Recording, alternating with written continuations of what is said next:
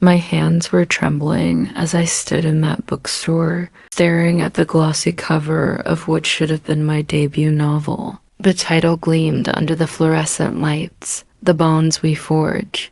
Below it, the tagline that made my heart stop.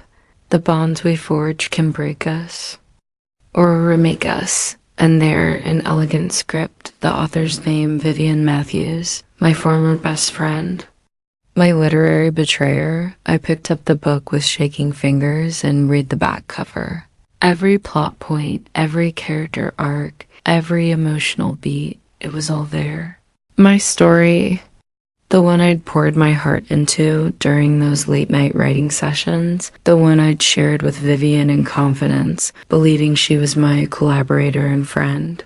But here it was, credited entirely to her, with a dedication that made my stomach churn, to my creative family who believed in this story when it was just a whisper. I am Ethel Harper. I'm 65 years old, a retired English teacher from Seattle who spent 37 years nurturing young minds and secretly nurturing stories in dog-eared notebooks. I've always believed that words are the family that truly matters, the ones that connect souls across time and space, without the messy complications of blood ties or legal obligation. Words don't disappoint you at Christmas dinner or forget your birthday. They don't steal your dreams and package them as their own. But standing there in that bookstore, clutching my stolen story, I realized that some people treat ideas like family. Heirlooms, something to be quietly pilfered when no one's looking. The book had already hit the bestseller lists. Vivian was doing interviews, accepting praise for what she called her deeply personal exploration of betrayal and redemption. The irony wasn't lost on me. That evening, I did something that would change everything. I opened my laptop and navigated to Vivian's Instagram account, where she'd posted a photo from her book launch party. There she was, radiant in a red dress, holding champagne and surrounded by people I'd once considered friends from our writers group. The caption read, "Overwhelmed by the love for the bonds we forge. This story came from the deepest part of my heart. Thank you to everyone who believed in me." I typed 2 words in the comments, "Well played." Those 2 words would unravel everything. But to understand how I got to that moment standing in a bookstore, looking at my stolen dreams bound in someone else's success, I need to take you back to where it all began. I was 28 when my husband, David, died in a hiking accident on Mount Rainier. One moment we were planning our future, talking about the children we'd have and the stories I'd write when I finally found the courage. The next moment, I was a widow with a 2-year-old daughter and a teaching job that barely paid the bills. Clara became my world, and writing became my escape. For years, I scribbled stories in the margins of my life. Between parent-teacher conferences and soccer games, between grading papers and bedtime stories I wrote. Nothing serious, nothing I ever thought would see the light of day. Just words that helped me make sense of a world that had suddenly become so much more complicated than I'd expected at 20-8.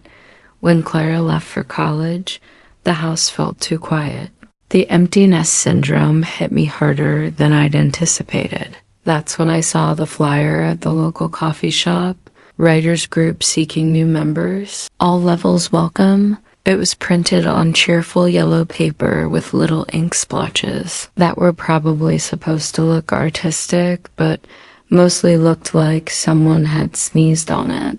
I almost threw it away 3 times before I finally worked up the courage to attend my first meeting.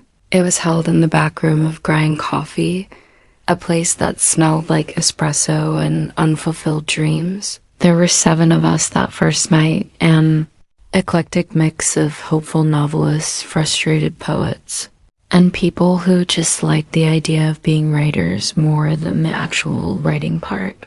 That's where I met Vivian Matthews. Vivian was everything I wasn't: confident, polished, effortlessly charismatic. She worked as a freelance editor and had that kind of literary authority that made everyone else feel like amateur scribblers. She wore flowing scarves and vintage jewelry, carried leather-bound notebooks, and had a way of speaking about writing that made it sound like a sacred calling rather than a hobby for empty nesters in college. Dropouts. I was immediately intimidated and completely enchanted. After my first reading a nervous, stumbling presentation of a short story about a woman finding letters from her deceased husband, Vivian approached me with genuine enthusiasm in her eyes. "Ethel, your characters feel so alive," she said, her voice warm with what seemed like sincere admiration. "It's like they're whispering secrets to me. There's something raw and honest about your writing that's rare in workshop settings." I practically glowed. After years of writing in isolation, having someone, especially someone with Vivian's credentials, validate my work felt like discovering I could fly. We stayed after the meeting, talking over cold coffee about our favorite authors, our writing dreams, our fears about putting ourselves on the page. I've always been better at seeing the potential in other people's work than developing my own, Vivian confided that night. I can spot a good story from miles away, but when it comes to creating something from scratch, I freeze up. It's like creative constipation. I laughed at that, and something between us clicked. Over the following weeks, our friendship deepened. We met for coffee outside of group meetings, exchanged writing samples, and spent hours discussing plot development and character motivation. Vivian had an analytical mind that complemented my more intuitive approach to storytelling. Where I would get lost in emotional nuance, she would provide structural clarity. Where she would get caught up in technicalities, I would remind her about the human heart at the center of every good story. The other members of the group started calling us the dynamic duo. We'd arrive together, sit together, and often seemed to finish each other's thoughts during discussions. It felt wonderful to have a creative partnership after so many years of solitary writing. Clara noticed the change in me during one of our weekly phone calls. "Mom, you sound different," she said. "Happier, more energized." She was right. For the first time since her father's death, I felt like I had a creative companion. Someone who understood the weird compulsion to make up stories about imaginary people and somehow make them matter to readers. Vivian and I started working on a collaborative project, a collection of interconnected short stories about women at different life stages. It was exciting to bounce ideas back and forth, to see how her editorial eye could sharpen my prose, and to contribute my emotional insights to her more cerebral approach. "You know what you're really good at, Ethel?" Vivian asked one afternoon as we worked in her apartment, papers spread across her dining room table like the aftermath of a literary explosion. "You understand people, not just characters, real people. You see their motivations, their contradictions, their secret traumas and hidden strengths. It's a gift." I treasured those words. After decades of feeling like an amateur, like someone playing at being a writer, Vivian made me feel legitimate. She made me feel talented. More importantly, she made me feel seen. But even then, in those golden early days of our friendship, there were small moments that should have warned me. Little comments that seemed supportive on the surface but carried a subtle edge underneath. "Oh, Ethel, you're so natural with dialogue," she'd say. I wish I didn't have to think so hard about making conversations sound real. You just have this instinctive feel for how people talk, or your emotional scenes are always so authentic. I tend to intellectualize everything. Maybe that's why I'm better at editing than creating. I can see what works. But I can't replicate that kind of raw honesty at the time. I interpreted these comments as friendship and professional admiration. Looking back, I can see they were reconnaissance missions. Vivian was cataloging my strengths, identifying what she could learn from me, what she could potentially appropriate for herself. The other thing I should have noticed was how she positioned herself in our group dynamic. During meetings, she'd often redirect praise I received back to herself. If someone complimented one of my pieces, Vivian would chime in with something like, "I've been working with Ethel on tightening her openings," or "We've been discussing ways to strengthen that character arc." Never overt enough to seem like credit stealing, but always present enough to establish herself as my mentor rather than my peer. Asterisk, I was so grateful for her attention, so hungry for validation after years of isolation that I didn't recognize the gradual shift in our dynamic. I was becoming the junior partner in what I thought was an equal collaboration. The turning point came about 6 months into our friendship, when I shared with her the idea that would eventually become the bonds we forge. It was a rainy Thursday evening in October. I remember because the coffee shop was nearly empty, just us and a college student hunched over textbooks in the corner. Vivian and I had met to work on our short story collection, but I was distracted, excited about a new idea that had been percolating in my mind for weeks. I was so grateful for her attention, so hungry for validation after years of isolation, that I didn't recognize the gradual shift in our dynamic.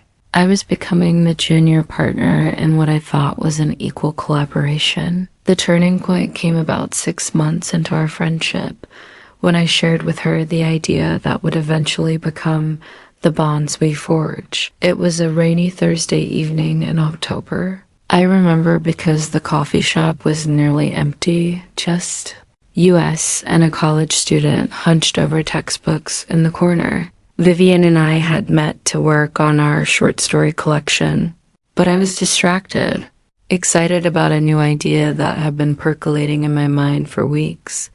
"I keep thinking about something," I said, stirring my latte absently. "What if someone wrote a novel about creative betrayal?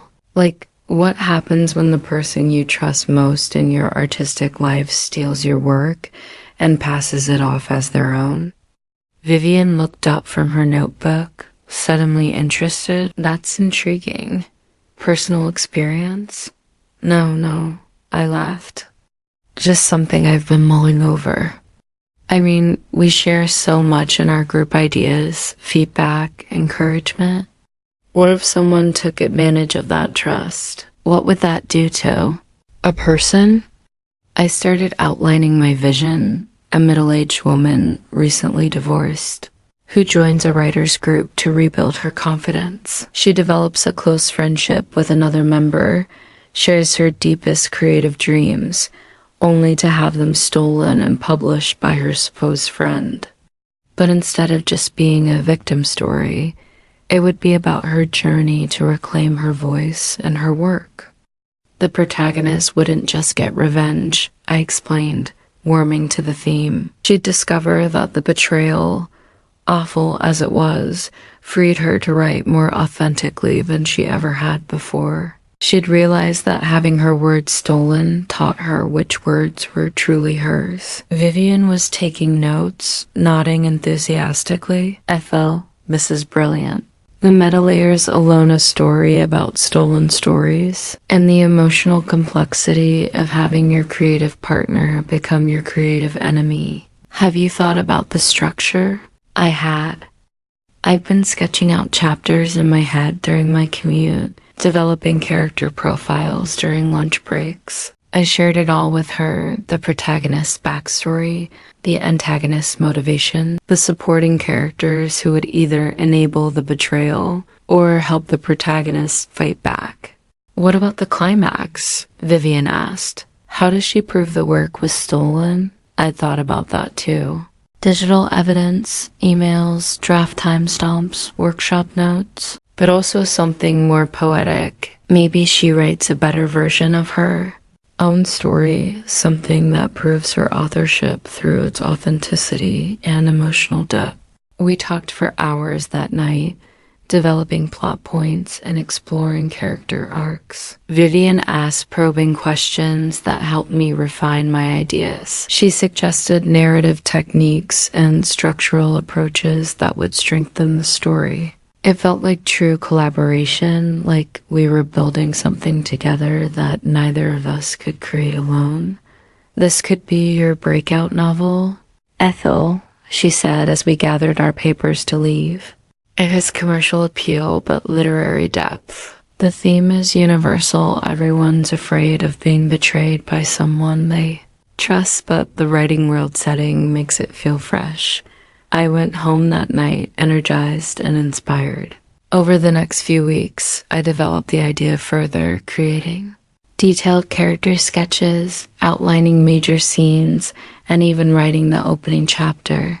I shared everything with Vivian, seeking her input on plot development and character motivation, but something began to shift in our dynamic.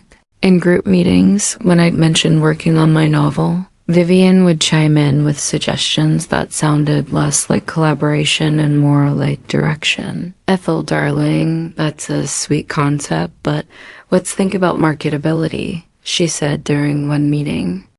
Readers today want edge, not just heart. Maybe the protagonist needs to be more ruthless in her revenge, less sympathetic. I bristled at that. But the whole point is that she doesn't become like her betrayer. She finds a better way. Of course, Vivian said smoothly. I'm just thinking about genre expectation.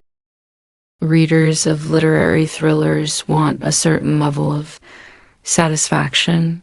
Maybe we could brainstorm some ways to give her more agency in bringing down her enemy. I noticed she'd used the word darling in a way that felt condescending rather than affectionate. But I was still so dependent on her approval, still so grateful for her attention, that I pushed down my discomfort. Over the following months, our coffee meetings became less about my ideas and more about Vivian's improvements to them.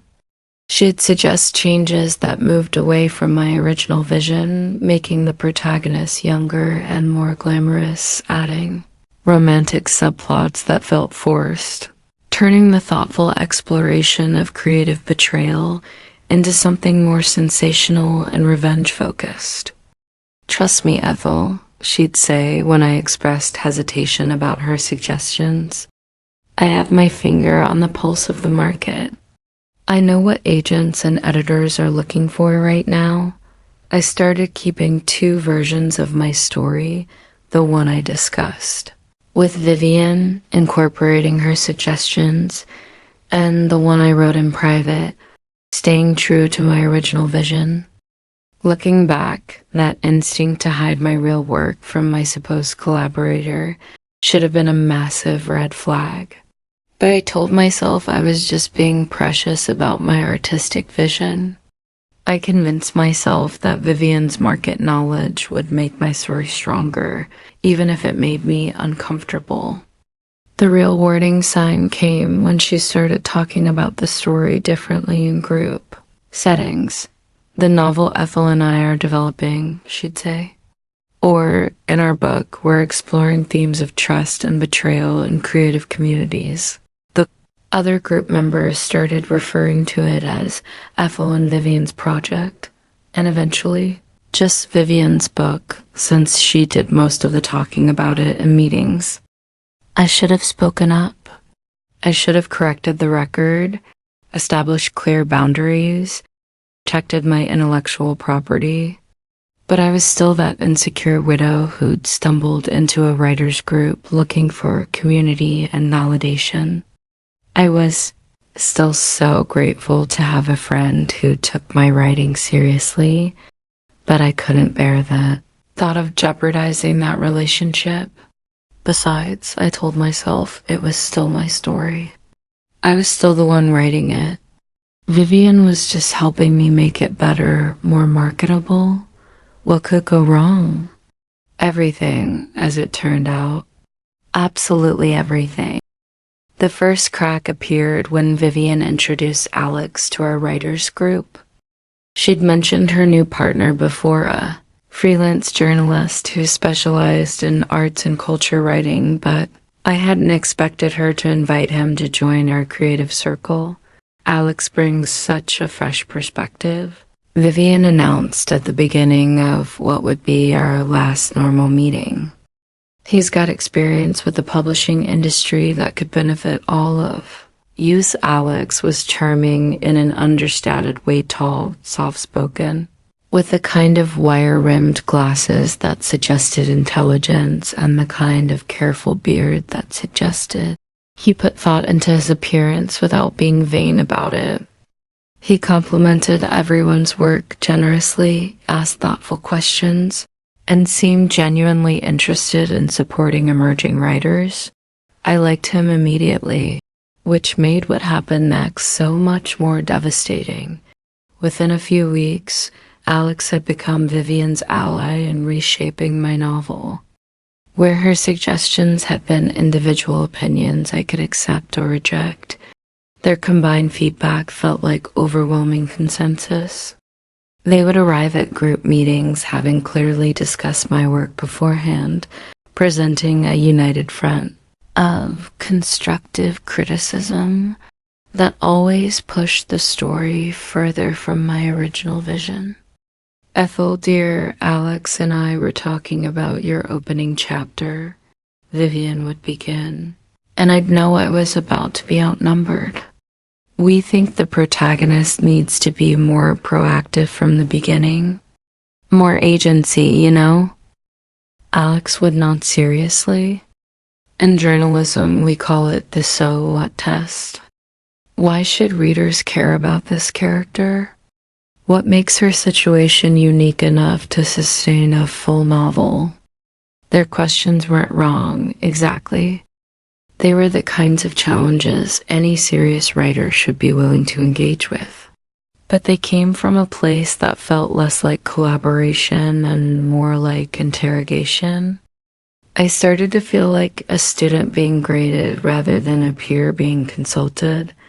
The worst part was how they began excluding me from their deeper discussions about our project. Vivian started mentioning conversations she and Alex had about the book conversations that happened without me, about my story, my characters, my themes. Alex had the most brilliant insight about the antagonists. Motivation, she'd say during our coffee meetings. He helped me see how we could make her more sympathetic without undermining the betrayal plot. I finally asked, when did Alex become part of this collaboration? Vivian blinked at me with innocent surprise. Oh, Ethel, don't be territorial. We're all working together to make this the best book it can be. Alex has such valuable industry experience. He's helping us understand how to position this for maximum impact. I should have ended it right there. I should have said, this is my book, not our book. And if you want to collaborate with Alex on something, it should be your own project. But I was caught in the web of their enthusiasm, their apparent expertise, their seemingly genuine desire to help me succeed. Instead, I found myself agreeing to brainstorming sessions at Vivian's apartment sessions that felt less like creative collaboration and more like being interviewed about my own story. They would ask detailed questions about plot points, character backgrounds, and thematic elements, taking copious notes while I talked. We want to make sure we really understand your vision, Alex would say earnestly. It's important that any suggestions we make serve your original intent, but their suggestions were becoming less like suggestions and more like assignments. They'd present detailed outlines of revised chapters, complete character development notes, even sample scenes written in what they claimed was my voice but tighter. Don't mind if I take a stab at rewriting this scene, do you? Vivian asked one evening, holding up pages of her own prose. Just to show you how the dialogue might flow more naturally. I mind it deeply. But I was trapped in the momentum of their involvement, afraid that pulling back would mean losing their support entirely. I was still that insecure writer who needed validation, still that grateful friend who didn't want to seem ungrateful for all their help. Final warning sign should have been the joint email account they suggested. We set up for project management purposes. They wanted a shared space where we could store drafts, research notes, and correspondence related to the book. It'll be so much more efficient, Vivian explained. We can all access everything from anywhere, keep track of revisions, maintain a clear record of our collaborative process. The account was created in all our names, but somehow Vivian ended up controlling the primary password. She was the one who organized the folders, managed the file versions, and corresponded with the literary contacts she claimed to be cultivating on our behalf. I kept my own copies of everything.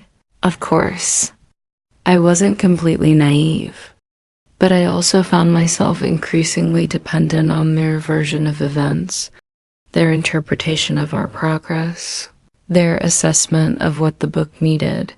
During one of our last genuine collaborative sessions, I made the mistake of sharing my deepest fears about the project. Sometimes I worry that this book is getting away from me. I confessed. It started as something so personal, and now it feels like something designed by committee. Vivian and Alex exchanged a look that should have terrified me. Ethel, Vivian said gently. Maybe that's exactly what it needs. Maybe your personal attachment is preventing you from seeing its full potential. The best art comes from a balance of personal truth and objective craftsmanship. Think of it like journalism, Alex added. You start with a story that matters to you, but then you have to step back and ask what will make it matter to readers. That's not betraying your vision, that's serving it. I wanted to believe them. I needed to believe them. So I ignored the voice in my head that was screaming warnings and continued to trust the people who were systematically stealing my story. 3 months later, I would discover just how completely they had betrayed that trust. I found out about the publication the way you find out about most devastating betrayals in the modern world, through social media. It was a Saturday morning in March. I was drinking coffee and scrolling through Facebook when I saw a post from another member of our writers group. Congratulations to Vivian Matthews on her debut novel. So exciting to see someone from our little group make it big. My blood went cold. I clicked through to Vivian's author page and saw the cover image that would haunt my dreams. The Bonds We Forge by Vivian Matthews, with Alex Martinez listed as contributing editor and Vivian's mother. Patricia Matthews credited for inspiration and unwavering support. My story, my characters, my plot, my themes. Even some of my actual phrases lifted directly from drafts I'd shared with them in confidence. All published under Vivian's name, with no mention of me anywhere except in the vaguest possible terms buried deep in the acknowledgments, was a single line. Thanks to the members of my writers group for their enthusiasm and encouragement. I read the book description with shaking hands. It was my original concept, refined and polished, but fundamentally unchanged from what I'd outlined that rainy October evening in the coffee shop. The protagonist had been renamed and given Vivian's preferred background changes, but her journey was still the one I'd mapped out. The climactic confrontation was still based on my ideas about digital, evidence, and authentic voice. triumphing over theft. The cruelest irony was that they'd written a book about creative betrayal using my stolen ideas, and somehow managed to make themselves the heroes of their own narrative. I spent that entire weekend reading every interview, every review, every piece of promotional material I could find. Vivian was being praised for her deeply personal exploration of trust and betrayal in creative communities. Critics were calling it an insider's look at the vulnerability of artistic collaboration. The book was already being optioned for film rights, and Alex, my former friend Alex, who had seemed so supportive and encouraging, was being celebrated as the perfect creative partner. The journalist turned editor who had helped refine Matthew's raw emotional honesty into compelling narrative structure. I felt like I was drowning in my own life. On Monday morning, I called Vivian. I needed to hear her explanation, needed to understand how 3 people I trusted could have orchestrated such a complete betrayal. Ethel, she answered on the second ring, her voice bright with fake enthusiasm. I was wondering when you'd call. Did you see the book? Isn't it exciting? Vivian, I said, my voice steadier than I felt. That story was mine. Those ideas, that plot, those characters, we developed them together based on my original concept. How could you publish them without even mentioning my contribution? There was a pause. When she spoke again, her tone had shifted to something cooler, more calculated. Oh, Ethel, honey. Ideas aren't owned, you know? You can't copyright a concept.